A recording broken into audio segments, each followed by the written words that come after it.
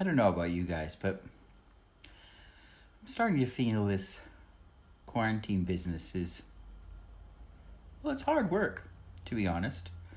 You know, you think you've got all this time at home to do whatever, and I've never been quite so busy as I have been during this time. It's like, it's hard work being at home all the time.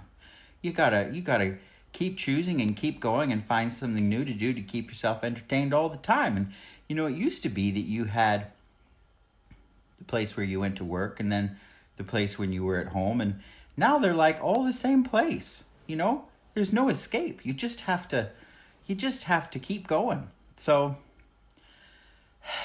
you know, I'm feeling a bit pooped. Just thought I'd curl up in bed here and invite you all to join me in reading one of my favorite books. You know, I introduced this book to some of you a while ago, and well, I stumbled across my favorite part, so I wanted to share it with you. It's the old favorite here, The Man Catcher's Manual. Can you see that? Sorry, I'm a bit silly with the way I hold things, but it's called The Man Catcher's Manual, and I read it for you in an earlier video, a section, but I found the best part. She talks about in this book some of the best places to go to find a man, and how it is that, how to do it when you get there. Of course, planes and first class airport lounges are okay for what she calls the lower grade tycoons. She also says that hotels are some of the best places to go if you really want to catch a man. So, I want to read this part to you. At the hotel. Listen. Arrive by taxi. Even if you've only hailed it right around the corner. Establish yourself with the lobby staff right away by over-tipping everybody, especially the hall porter, who is going to be your ally. As a hotel PR friend of ours says, tipping has great sex appeal, and a free hand with the ready money will solve almost any problem. See, you got a problem? What do? Throw money at it. Most hotels add a service charge to the bill, which should take care of most of the staff, but you're lumbered with the baggage boys. 10p, or the equivalent in their Mickey Mouse currency, is the usual rate per suitcase. They're referring to the British pound as the Mickey Mouse currency, if you weren't aware. And your friend the hall porter, who will, in turn, tip you off when someone of interest arrives. If you've a boyfriend in tow by now, be even more lavish, with his money, of course. Give the doorman, the bellhop, and the floor waiter about twice the amount they deserve, and if possible, let them see you extracting the money on their behalf. That way they'll get the message, and may even direct men towards you.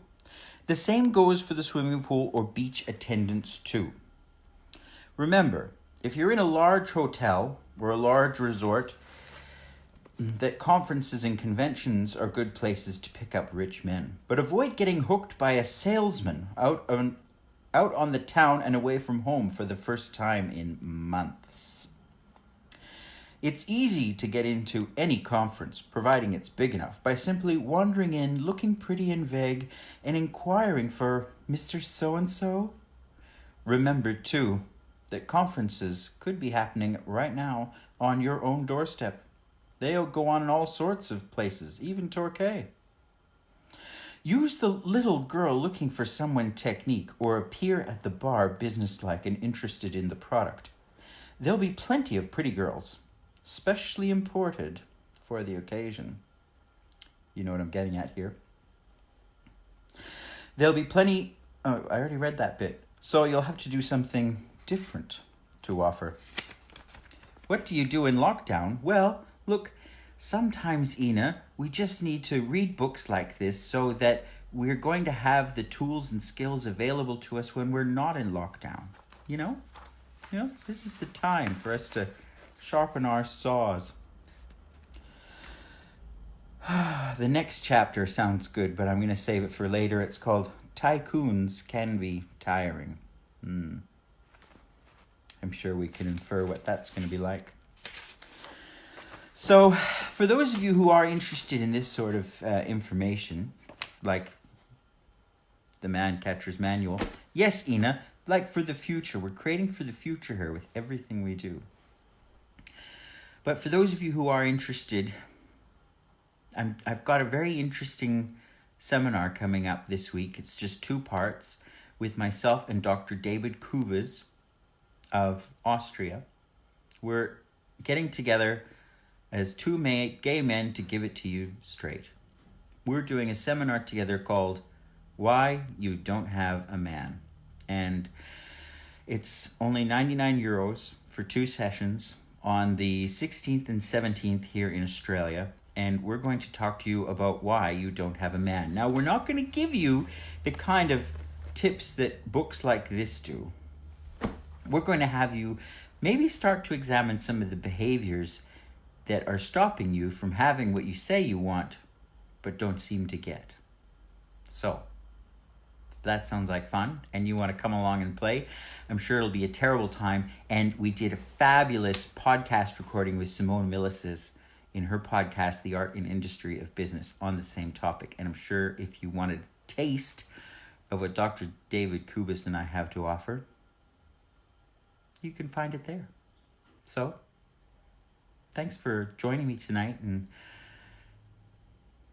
being here for me to have a little talk. So, bye-bye.